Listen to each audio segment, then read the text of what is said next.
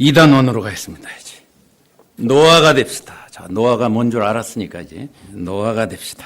거기 앞에 21페이지 앞에 있는 얘기는 여러분 혹시 예수님 짤이 제가 쓴 교재를 공부하신 분들은 너무나 잘 아는 내용이죠. 우리 인생은 크리스마스 트리와 거의 흡사하다. 밑동이 잘리는 순간 생명이 끊어져 있는데 그 생명이 끊어진 나무를 잠깐 동안 사용할 뿐이다. 크리스마스 시즌에 한 2주, 3주 살아있는 듯 보일 때 사용하는 것 뿐이다. 인간도 똑같다. 사람에서 하나님으로부터 단절된 옛사람으로 타락해버리는 순간 크리스마스 트리와 똑같고 시즌이 지나면 쓰레기통으로 가게 돼 있죠.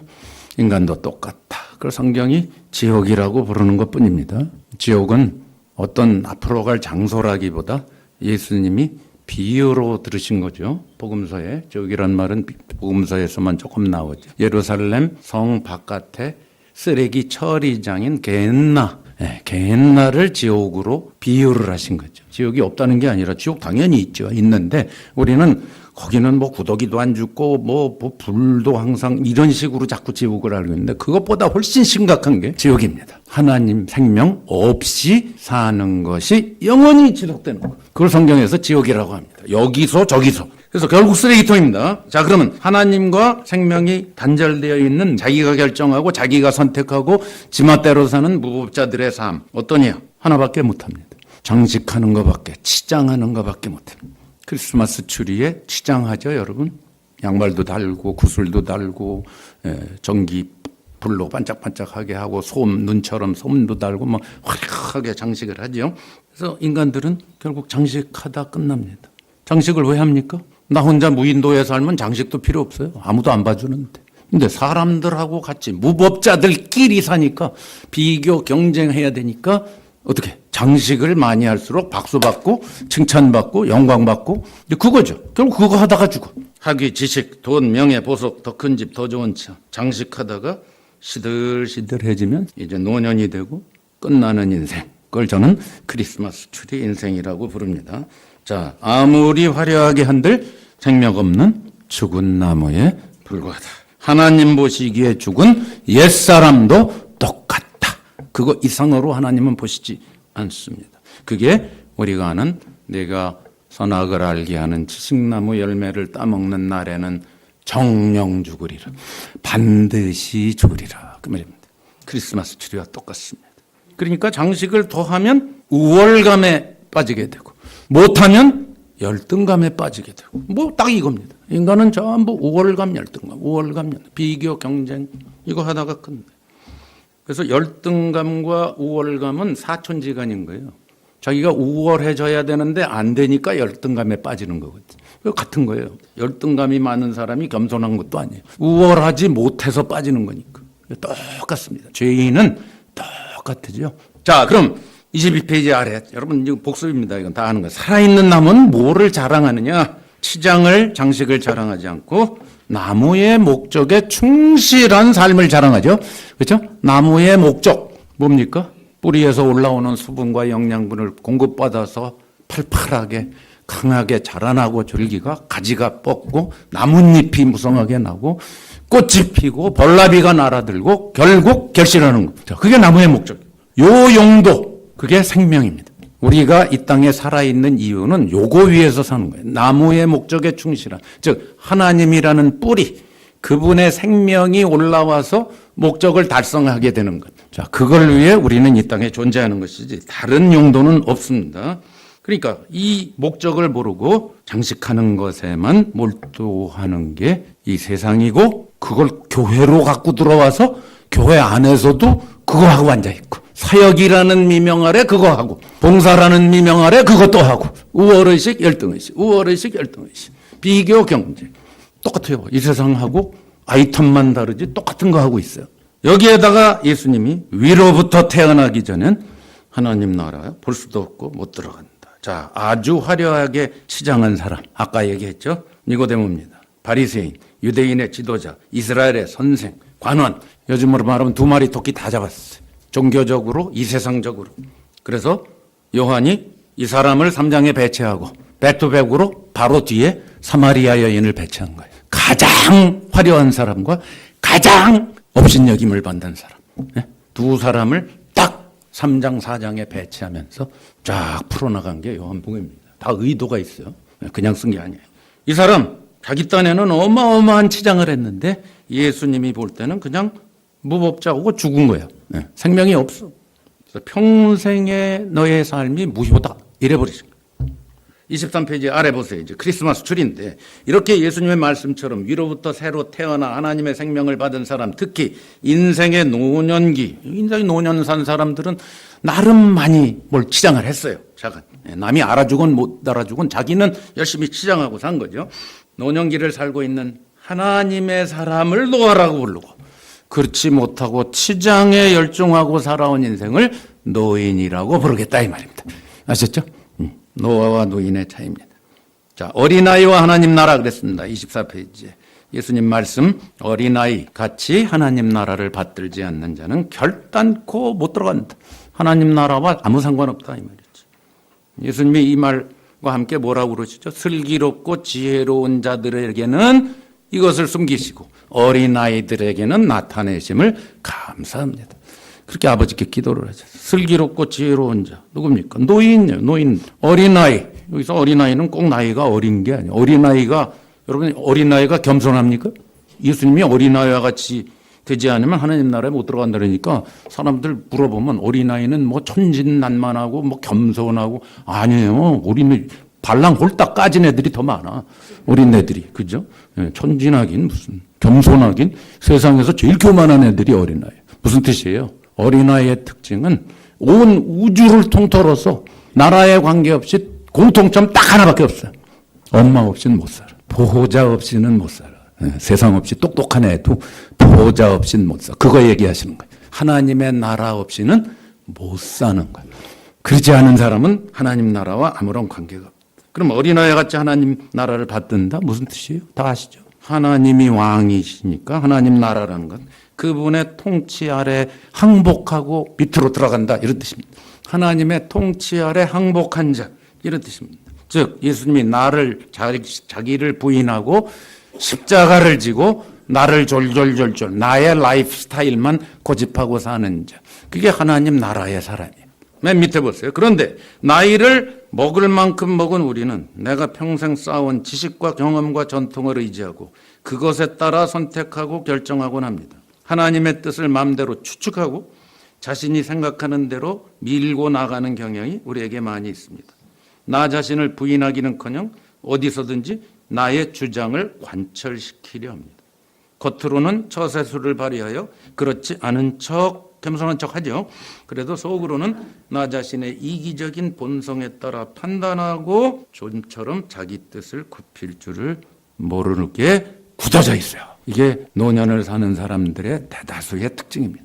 양보를 안 해. 양보하는 척만 하지. 자, 니고데모처럼 종교 생활이 신앙인 줄 착각하고 답습하며 그것이 몸에 배어 굳어진 상태로 삶을 마감하는 소위 기독교인들의 행렬입니다. 여기에 저는 군계 일학처럼 한 명이라도 두 명이라도 바울과 같이 속사람이 날로 새롭게 되는 그런 사람을 기대한단 말이죠. 단 한 사람.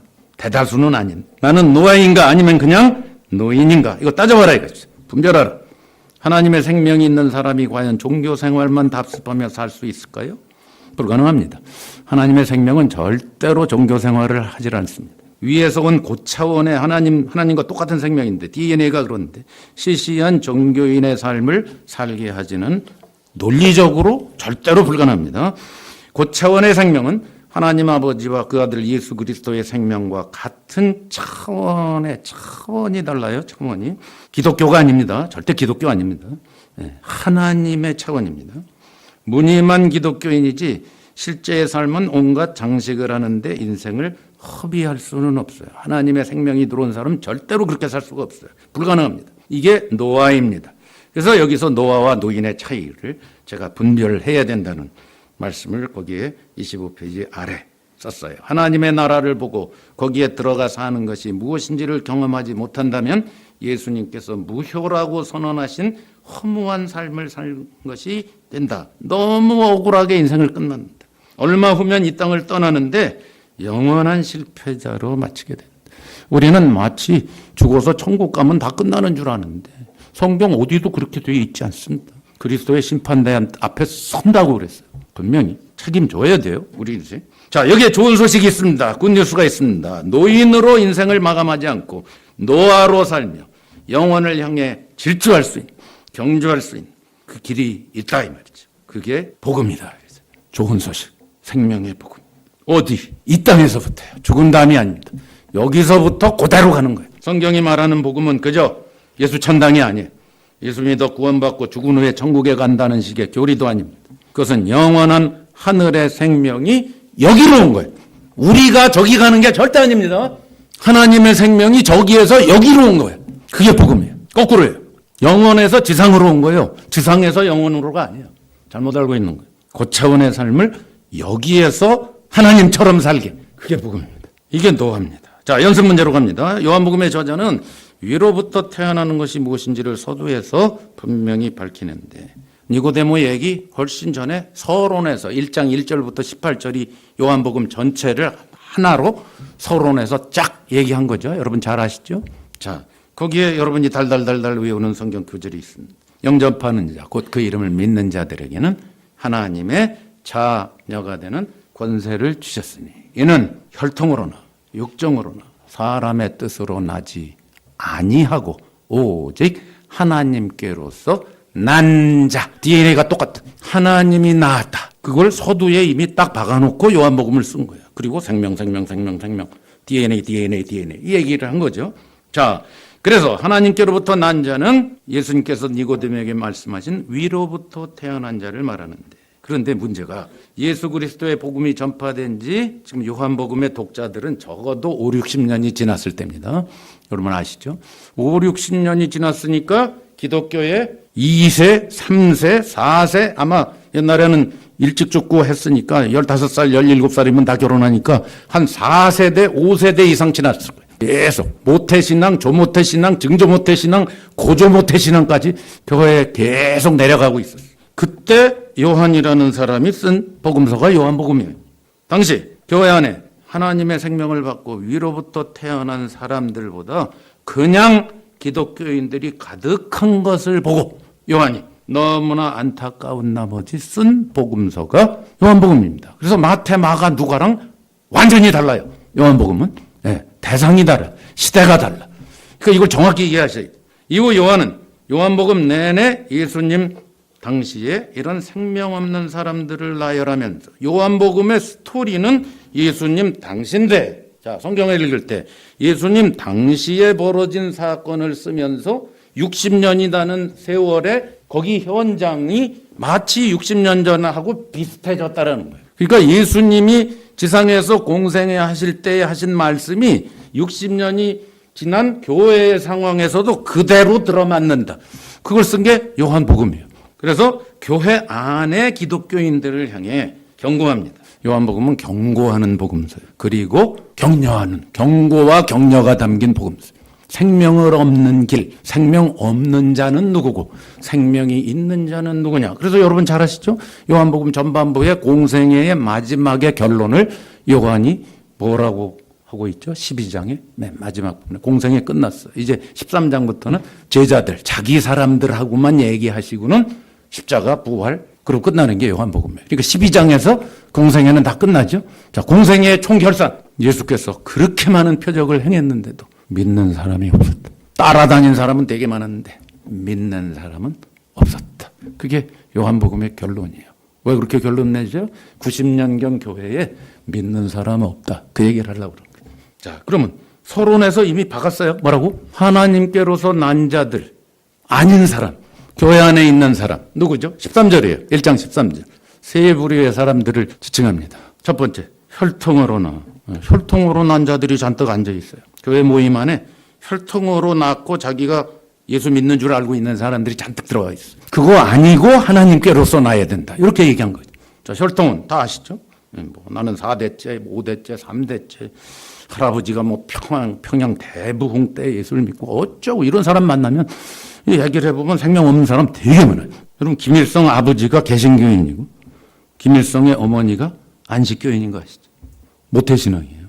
아버지는 개신교, 또 부모가 둘 다 기독교인이었어요. 거기서 저 김일성이가 태어난 거예요. 그리고 제가 알기로 12살까지인가 주일학교를 다녔어요. 교회에서 하는 거 다 보고 빨갱이 신앙과 접목으로 해서 주체사상이 나온 거예요. 교주가 나온 거예요. 하나님 자리에 자기를 딱 올려놓은 거예요. 교회에서 배운 거잖아. 여러분, 스탈린은 신학교 5학년까지 다닌 사람이에요. 여러분 그거 아세요? 히틀러는 18살까지 청소년 성가대원이었어요. 이런 걸 아셔야 돼요. 못해? 혈통? 뭐 좋죠. 환경은 좋은데. 요한복음은 혈통으로 난 것은 아니다. 선언합니다. 두 번째, 육정으로 교인이 된 자. 아니다. 육정. 뭐 정으로 번역을 해놨는데 육의 뜻 그런 뜻입니다. 육의 의지, 육정. 지금 뭡니까? 기독교인 된 사람들 중에 기독교에 귀의한 사람들 있죠. 귀의한 사람들. 그 생명과 아무런 관계가 없는 거예요. 자기 신념, 철학, 경험, 주관, 종교관. 그게 기독교일 뿐이에요. 이런 사람 많아요. 오늘 한국 교회도 그런 사람 되게 많아요. 세계적으로 유명한 사람 중에는 슈바이처, 뭐 이런 사람들 있죠. 전혀 예수님의 생명과 관계없는 슈바이처니, 헬렌 켈러니, 아인슈타인이니 이런 사람들이 다 나름 기독교인이라고 그래요. 귀의를 했어요. 산상수훈, 우와 예수님 멋있어. 자기 신념, 철학, 자기의 뜻에 의해서 기독교에 귀의한다. 90년경에도 그런 사람 많았다는 거예요. 교회 안에. 육정으로나 아니다. 세 번째, 사람의 뜻으로 외부의 힘에 의해서 교인된 자. 그렇지. 사람의 뜻. 내 뜻이 아닌 사람의 뜻. 이거 90년경 엄청 많았고 2000년 교회 역사상 이런 사람이 더 많았어요. 자, 사람의 뜻, 누구의 뜻? 옛날에는 전부 계급사회, 피라미드 사회 아니에요. 그죠? 왕이 기독교인이면 전 국민이 다 기독교인. 추장이 기독교인이면 다 캐톨릭이 여러분 서기 800년, 900년에 저 바바리안이란 야만 로마 제국을 벗어나서 이제 지금의 프랑스, 독일, 덴마크 저 북쪽 지방에 러시아 쪽으로 그쪽으로 복음이 전파될 때 캐톨릭이 그때는 캐톨릭이죠. 캐톨릭이 나가서 한 일이 뭔지 아시죠? 간단해요. 각 고을에 들어가 한 5천 명, 10,000명 살고 있는 고을에 딱 들어가. 군인하고 같이 들어갔죠. 군대랑 캐톨릭 신부랑 같이 들어갔죠. 남미도 그렇게 들어갔죠. 그래서 어떻게 전도할 필요 없어. 전도할 필요 없어. 뭐만 하면 돼. 추장 거기에 지도자만 만나서 목에 칼을 대고 세례 받을래 안 받을래? 안 받아. 왕부터 5,000명 다 죽여버렸어. 그 고을에 사는 사람. 받아. 그러면 왕이 너도 받아서 5,000명 다 세례 받아. 이런 식으로 유럽이 전부 캐톨릭 국가가 된 거예요. 남미도 그렇게 된 거예요, 여러분. 그게 사람의 뜻이라는 거예요. 나의 의지와 나의 결단과는 아무 상관없이 외부의 힘에 의해서 목사, 스승, 멘토, 정통, 풍습, 뭐 이런 환경, 사상, 철학 이런 외부의 힘에 의해서 기독교인 된 사람들. 오늘날도 그런 사람 얼마나 많아요. 오늘 한국에 그런 사람들 많죠. 회사를 들어갔는데 회장이 사장이 기독교인이에요. 그래서 평소에 9시에 출근하면 되는데 8시에 나오라래. 와서 새벽 기도하고 예배 드리고 해야 돼. 1시간 덜 자고 할 수 없이 가. 예수를 믿고 알랑방구 꺼야 사장의 눈에 들어. 이런 거 많아요. 그렇죠? 외부의 힘이. 외부의 힘. 그게 이제 크게 제국으로 펼쳐진 게 콘스탄틴이에요. 콘스탄틴이 로마 황제가 이상한 헛것을 보고 전쟁에 이기고 기독교를 죄다 다 기독교인으로 만든 거. 좋은 현상 아니에요. 세상에 나쁜 놈이 콘스탄틴이에요. 근데 무슨 대제니 뭐 콘스탄틴 대제리 사기꾼인데 이게 외부의 힘이에요. 사람의 뜻으로. 자, 그러니까 이렇게 이런 거에 의해서 예수를 믿어놓으면 뭐와 똑같은 현상이 벌어지느냐. 목에 칼이 들어와도 난 예수 믿습니다라고 고백해도요. 그게 진짜인지 가짜인지 그게 성령의 역사인지 위에서 났는지는 오랫동안 검증해 봐야 돼요. 왜 그런지 아세요? 제가 10살 때까지 산타클로스를 예수님보다 더 지독하게 믿었어. 사람의 믿음이라는 건요. 어마어마해요. 무신론자들이요. 믿음 좋은 사람들. 얼마나 믿음이 좋으면 하나님이 없다고 그래. 투철한 믿음이 있어. 이 세상 사람들 다 믿음이 좋아. 근데 저는 산타클로스를 진짜 믿었어요. 믿음 더하기 체험 둘 다 있었어요. 믿음, 체험이 둘 다 있어요. 굳세게 믿었는데 왜 믿게 됐는지 아세요? 제가 엄마 뱃속에서 태어나서 점점 머리가 자라면서 산타클로스가 크리스마스 이브에 굴뚝 타고 내려와가지고 양말 걸어놓으면 거기다가 선물을 주고 간다라는 믿음을 심어줬어요. 우리 아버지, 어머니가. 제가 누나가 7이에요. 형이 1명이야. 그래서 이 세상에서 나를 제일 사랑하고 내가 제일 사랑하는 아버지, 엄마 8명, 10명. 10명이 산타클로스에 대해서 증언을 해줬어. 굳세게 믿지. 근데 믿음대로 될지어다야. 뭐야? 아니, 딱 아침에 일어났더니 양말이 이따만해져가지고 그 안에 평소에 원하던 선물이 탁 들어있어. 참! 제가 어떻게 산타클로스를 합니다. 근데 초등학교 3학년 때 이제 옛날에는 크리스마스 이브에 방학이 시작되고 2월 1일 날 개학을 했어요. 항상. 저 때는. 근데 이제 항상 일기 숙제가 있어요. 일기. 매일같이. 날씨 쓰고 날짜 쓰고 흐림 뭐 맑음 뭐 이런 거 다 쓰고 이제 오늘은 뭐 이렇게 쓰는데 물론 이제 매일 못 쓰니까 이제 내일 학교 가기 전에 만들어서 소설을 써가고 이제 이게 이제 일기였는데 저는 25일 일기는 항상 아주 잘 썼어요.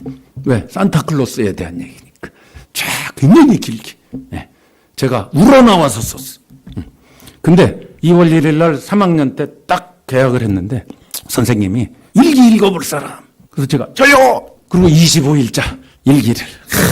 어저께 저녁에 산타클로스가 오셔서 굴뚝을 타고 오셔서 내가 자고 있는 사이에 선물을 한가득 주고 가셨다. 쫙 썼는데 반에 있는 애들이 와! 웃는 거야.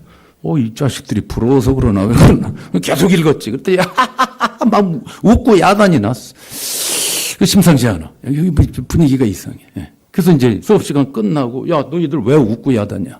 그랬더니 넌 막 아직도 산타클로스를 믿냐. 그러고 뭐 막 조롱을 하고 막 그런 거야. 가만 생각해 보니 가만히 있어. 나 이외에는 산타클로스를 믿는 놈이 한 놈이 없어. 그때 속았구나 생각이 드는 거야. 그래서 집에 울면서 와가지고 누나들을 앉혀놓고 막 그냥 소리 백백 지면서 거짓말이라며 사기라며 왜 나를 속였어 하면서 막 땡깡을 부리니까 그때 비로소 실토를 하더라고요. 제가 왜 이 얘기를 하겠어요? 인간의 믿음이라는 건요 무서워요. 예수를 그렇게 믿어요 많은 사람들이. 그거하고 하나님 생명하고는 아무런 상관이 없을 수도 있어요. 그걸 제가 얘기하려고 하는 거야. 교회 안에 수많은 사람이. 그걸 누가 봤느냐? 요한이 봤어. 90년경에. 저건 하나님의 생명과는 동떨어진 종교 생활이구나를 본 거예요. 그래서 쓴 게 요한 복음이에요. 그러니까 여기부터 시작해야 돼. 노인이냐 노아느냐의 분수령은 이겁니다. 평생을 예수 믿어도 소용없어요. 노아로 살지 않으면 아무 소용없다. 제가 그 얘기를 하려고 그럽니다. 3단원으로 가겠습니다. 노년의 예수님 짜리. 이건 뭐 우리가 예수님 짜리를 교재를 보셨던 분들은 다 자세히 아는 얘기니까 간단히 넘어가겠습니다. 자, 앞에 어피는 은사라고 이건 제가 잘 아는 일본 선교사님이 여선교사님인데 저한테 직접 들려준 자기의 체험을 들려준 얘기입니다. 그래서 제가 여기다 썼는데 일본에 가서 선교하다가 어느 시골 마을에 가서 부흥 집회를 했는데 거기 반신불수인 늙고 나이 많은 할머니가 예수님을 영접했어요. 근데 이 할머니가 선교사님한테 오더니 나는 이제 죽을 때가 다 됐고 걷지도 못하고 이런 신세에 예수를 만났으니 이제 나는 죽어서 천국 가는 일밖에 없습니다. 그러더래요. 그때 이 선교사님이 뭐라고 그랬냐면 아닙니다. 당신은 업히는 은사가 있어요. 업히는 은사. 하나님이 주신 좋은 은사입니다. 업히세요. 그 동네 청년들한테 교회 모임에 데려가 달라고 늘 부탁하세요. 청년, 20대 청년들한테. 그래서 오늘은 이 청년한테 업혀서 가. 그리고 업혀서 오고. 다음 주는 다른 청년 또 부탁하고. 이런 식으로 업히라고. 업혀서 가라고. 그랬는데 그 후로 몇 년 후에 이 선교사님이 거길 또 갔는데 이 할머니가 싱글벙글하면서 그때까지 살아있으면서 선교사님 말씀대로 제가 업히는 은사를 발휘했습니다. 그래서 동네에 여러 명의 청년들한테 교회 갈 때, 올 때 항상 업혀 다녔어. 근데 어떤 효과가 일어났냐. 업히니까 이 할머니의 입과 청년의 귀가 한 5cm 차이밖에 안 되잖아. 그러니까 계속 15분, 20분 동안 간증하고 얘기하고 복음 얘기하고 이랬다는 거예요. 그래가지고 수많은 청년이 예수님을 만났고 사역자까지, 목사까지 됐다. 이 간증을 하더라는 거예요. 자, 그리고 그 얘기를 제가 듣고 이제 이 업히는 은사에 대해서 여기 쓴 거예요. 맨 마지막에. 우리는 하나님 앞에서 늙고 병들고 약하고 가난하고 우울하고 무식하고 등등 변명을 늘어놓습니다. 그렇죠? 특히 나이가 많을수록 이제 뭐 죽으면 늙어야지. 늙으면 죽어야지. 그런데 인생의 황혼에 하나님을 더 활발하게 섬길 수 있어요. 은퇴할 때가 아니에요. 은퇴가 어디 있어요? 죽는 날 목숨이 끊어지는 순간까지 열정을 갖고 주님을 위해 교회를 위해서 내 인생을 불태워야 됩니다. 경로잔치, 노인관광 뭐 이런 거 그런 거 신경 쓰지 말고 어떻게 하면 젊은 사람들을 섬길까? 교회를 어떻게 하면 섬길까? 나를 불태워가지고 어떻게 하면 교회가 생명 있게 살아날까? 이쪽으로 나가야 될 거예요. 왜 대접받으려고 그래? 그 얘기 하려고 그러는 거예요. 자, 노년이라고 그냥 은퇴하고 뭐 이제 손을 놓고 아닙니다. 30년 전 제가 예수님 짤이라는 30페이지 말을 처음 사용했을 때 굉장히 많은 사람들이 비판을 했어요, 저를. 불경스럽다. 예수님에게 짤이를 붙이다니. 그런데 지금은요, 많이 사용하더라고요. 우리의 그리스도인의 정체성을 이 말만큼 제대로 표현한 말이 없다라고 생각해요. 제가 만들어냈죠. 성경적 근거에 두 개를 제가 예를 들었죠. 요한계시록 5장 9절, 사도행전 20장 28절. 예수님 짤이. 왜? 예수님이 자기 피로 샀다고 그랬어요. 사도행전에는 한술 더 떴어요. 사도 바울이. 하나님이 자기 피로 샀다. 이랬어요. 하나님 짤이에요. 가치가 똑같아. 100원 주고 샀으면 100원짜리. 1억 원 주고 샀으면 1억짜리. 예수님 피값으로 샀으면 예수님 짤이. 그냥 이론이 아니에요. 실제라는 거예요. 실제. 동일하다. 예수님과 가치가 똑같다. 나이가 많아도 늙어도 죽을 때 내일 죽어도 예수님 짤이 똑같아. 이 정체성이 확실해야 돼요. 근데 문제는 가치를 알아보느냐 못 알아보느냐의 차이가 천지 차이거든. 은행에 1억 원이 있으면 뭐랍니까? 1억 원이 있다라는 가치를 알아봐야지.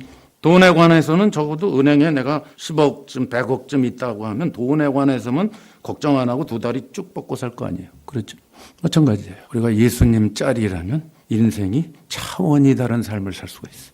완전히 딴 세상으로 살 수가 있습니다. 자, 그 얘기를 혁명이 일어나요. 혁명. 제대로 알고 나면 대박입니다. 초대박이 터집니다. 혁명이 일어나. 자, 위로부터 온 생명이기 때문에. 자, 그래서 맨 아래 보시면 우리가 죄에 물들어 무법자로 살아온 삶에서 돌이켜서 예수 그리스도께 항복하고 그분의 생명을 받아들였을 때 우리는 예수님 짤이가 되었습니다. 이 사실을 깨달을 때 마음속에서 감사와 감격과 기쁨이 솟구치고 이제 새로운 가치와 정체성에 걸맞은 인생을 실제로 사는 것에 올인하게 됩니다. 이런 대단한 존재임을 실감하며 살고 있습니다. 자, 감격. 여러분, 감격하고 감정이 다릅니다. 우리는 감정은 하루에도 계속 롤러코스터처럼 왔다 갔다 합니다. 좋았다 나빴다, 좋았다 나빴다. 감격은 24시간 365일 평생이 흐트러짐 없이 갈 수 있어요.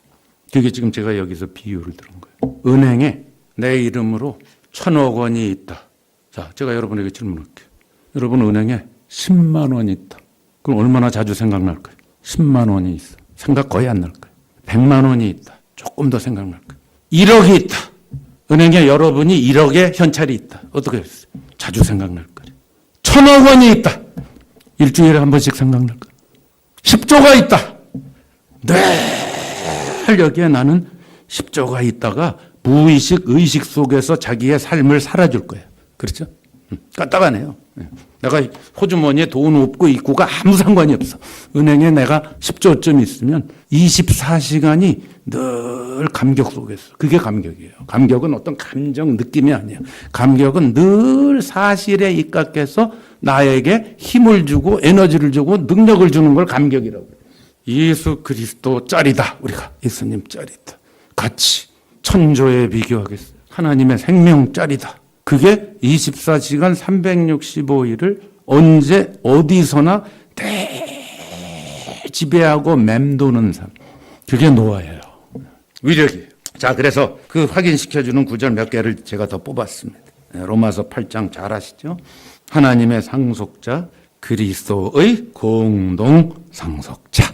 이렇게 얘기했어요. 예수님과 공동이다. 예수님과 우리가 똑같다 이 말이에요. 하나님 보시기에. 내가 나를 볼 때는 형편없지만 하나님 보시기에는 예수님과 내가 똑같다. 이게 은행에 1,000조, 10조 있는 거랑 똑같다 이 말이에요. 돈으로 말하면. 예수님과 공동상속자. 하나님 아버지를 100% 상속받는 분이 예수님인데 그분과 내가 똑같이 상속받는다. 그 말이에요. 로마서 8장 16절 말씀. 공동상속자. 17절 말씀. 에베소서 여러분 잘 아시죠? 예수님 짤이 제가 이걸 근거로 예수님 짤이 쭉 얘기했는데 언어 유희했죠. 1장 3절에 찬송하리로다. 그리스도 안에 있는 우리를 하나님이 어떻게 하셨다? 율로기아로 율로게오 하셨다. 그래서 율로게토스 하자. 언어 갖고 장난한 거예요. 바울이 강조하려고. 하나님을 율로게토스 하자. 형용사를 썼어요. 왜? 그리스도 예수 안에 우리가 있잖아요. 그리스도와 함께. 그러면 우리를 아버지께서 어떻게 보신다? 율로기아로 율로게오 하신다. 명사, 동사, 형용사, 명사, 동사, 율로게토스, 율로기아, 율로게오 이렇게 썼어요. 에베소서의 독자들에게 그냥 팍 하고 강인한 인상을 심으려고. 언어, 우리들은 그냥 뭐 한국말로 번역도 있으니까 그런가 보다 하지만 이 편지를 받은 그 당시 교회의 형제 자매들은 딱 1장 3절 딱 들었을 때 그냥 팍 하고 꽂혔어요.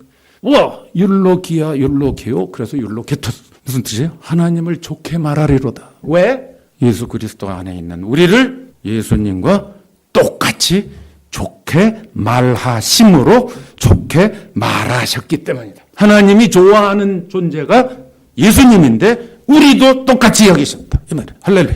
이게 복음이에요. 죽어서 뭐 천국 가고 이런 수준이 아니에요. 시시한 차원이 아니에요. 예수님과 동등한 공동. 이게 복음이에요. 하나님 차원을 다 주셨다. 그래서 뭐예요? 하늘에 속한 모든 신령한 율로게이아로 율로게하셨다. 하늘에 있는 걸 다 줬다. 상속을 일부만 한 게 아니라 전체를 다 상속을 해버렸다. 하나님을 다 줬다. 에베소서는 처음부터 끝까지 이 얘기하려고 했어요. 바울이 그래서 흥분해서 갑자기 말하다가 기도하다가 또 말하다가 기도하다가 에베소서는 보통 편지가 아니야. 그냥 감격에 쩔어 있어요. 가택연금 상태잖아요. 감옥에는 이제 체일에 묶여 있는 바울이 지금 너무 엄청난 감격에 휩싸여 있어. 자, 그러니까 이 복음을 받으면 바울하고 똑같이 속 사람이 날로 새로워졌어. 감옥 안에 들어가도 병이 나도 힘들어도 반신불수돼도 아무 상관없는 거예요. 우리는. 자, 그런데 예수님 자리 공동체 그랬죠. 똑같이 여김을 받는 존재인데 우리가 개인이 그럴 뿐만 아니라 사실은 전부 복수로 돼 있어요. 누굽니까? 교회를 말하는 거예요. 교회. 예수 그리스도의 핏값으로 산 것은 교회예요. 개인은 교회 안에 지체로 있기 때문에 예수님 자리가 되는 거예요. 교회가 예수님 자리인 거예요. 그래서 그 교회의 존재 이유가 이 땅에서 이제 하나님의 목적으로 나오는데 이제 앞으로 이제 그에 대해서 자세히 살펴볼 텐데. 자, 33페이지 아래 보시면 이제 이러보건대 나이가 들어 겉사람은 낡고 늙어도 예수님 자리에 가치를 지닌 사람은 변함없이 하나님께서 이 땅에 보내신 목적에 충실하며 힘차게 노아의 경주를 할 수 있어. 은퇴가 없어. 뒷방 늙으니 그런 거 없어. 내 나이가 어땠어? 오승근이라는 선지자가 하신 말씀이에요. 야야야야야야. 내 나이가 어땠어? 우리가 그런 사람이야. 내 나이가 어땠어? 세상이 어떻게 돌아가든지 우리가 처한 환경이 어떻게 변하든지 관계없이 그리스도 안에 있는 예수님 자리로서 언제 어디서든지 그 가치를 뿜어내며 사는 사람이 우리라는 거예요. 자, 연습 문제. 요한복음 17장. 앞으로도 계속 보겠지만 영생의 정의를 어떻게 내렸어요? 영생은 유일하신 참 하나님 그의 보내신 자 예수 그리스도를 아는 것입니다. 기노스코. 경험적으로 아버지와 아들의 생명을 똑같이 공유한 관계성을 영생이라고 한다. 그래서 하나님 나라라는 말을 일부러 피한 거예요. 아버지와 아들과 똑같은 차원에서 관계성을 갖는 걸 영생이라고 해요. 죽어서 가는 어떤 장소를 말하지 않습니다. 시공을 초월하는 아버지와 아들과의 생명의 관계성을 성령의 역사에 의해서 늘 경험하고 살아가는 삶. 삼위일체 하나님과 함께 살아가는 교회. 그걸 영생이라고 하는 겁니다. 성경에서. 2번 문제 보세요. 7장 15절에서 예수님이 영생을 얻은 사람들을 택하신 이유를 뭐라고 말씀하셨냐? 그들을 세상에서 데려가시기를 위함이 아니요. 박아놨어요. 아버지와 단둘의 대화에서 얘기했어요. 단둘의 대화. 17장은 아버지와 단둘의 대화입니다. 거기서 저들을, 예수님의 제자들을 세상에서 데려가려 함이 아니온데 오늘날 기독교가 이상하게 세상에서 가는 거에 자꾸 초점을 맞춰 천국 가는 거예요. 여기에서 기독교가 이단교리로 흐르게 된 거예요. 데려가려 함이 아니라고 분명히 예수님이 얘기했는데 자꾸 갈 생각을 하는 거예요. 살 만큼 살다가 가야 되는데 목적이 있는데 그 얘기를 하려고 그러는 거예요. 그게 노아입니다.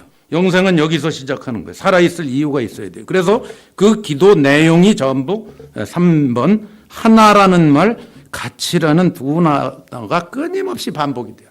예수님이 지겹도록 반복하셨어요. 아버지와 대화 속에. 하나라는 말, 같이라는 말이, 하나라는 말이 총 5번 기록되어 있어요. 그 기도 안에, 짧은 기도 안에. 같이라는 말은 7번 기록되어 있어요. 여러분 세어보세요. 나중에. 하나라는 말은 11절, 21절, 22절, 22절, 23절에 하나. 아버지와 아들인 내가 하나인 것 같이 저들도 하나가 되어 우리 안에 하나가 되고 삼위일체 하나님이 확장된 하나를 이 땅에서 살아가도록 한 게 복음이에요. 그리고 죽음은 그대로 가는 거예요. 죽음은 여기 있던 게 그대로 가는 거예요. 하나. 같이라는 말이 7번 반복해요. 11절부터 23절까지 7번. 누구와 똑같이? 아버지와 아들과 똑같이. 예물이 없어요. 조금 삭감되어서가 아니라 똑같이. 아버지가 누리는 차원, 예수님이 누리는 차원이 곧 교회가 누리는 차원이다. 똑같이. 하나, 같이. 하나, 같이. 그 예수님의 기도의 전부예요. 그럼 예수님이 그렇게 기도해놓고 갔으면 응답이 돼야 될 거 아니야? 오늘날 교회 안에. 그렇죠? 응답이 안 되면 우리 책임이죠. 하나님 책임 아닙니다. 4절. 4번. 이 단어들이 교회의 어떤 가치와 모습을 말해줍니다. 간단하죠? 예수님과 똑같이 여김받는 존재다. 그게 우리의 가치. 이게 무슨 희망사항이 아니에요. 하나님이 그렇게 보신다는 거예요. 그래서 결과가 뭐냐? 왜 이 땅에서 안 데리고 가시고 당분간 살려두시면서 이걸 하려고 하느냐? 5번 문제예요. 17장 21절, 23절. 그렇게 하나, 삼위일체 하나님과 하나가 된, 똑같이 하나가 된 것을 세상으로 알게, 세상으로 믿게. 그게 이 땅에 우리가 살아있는 이유예요. 예수님의 기도의 마지막이에요.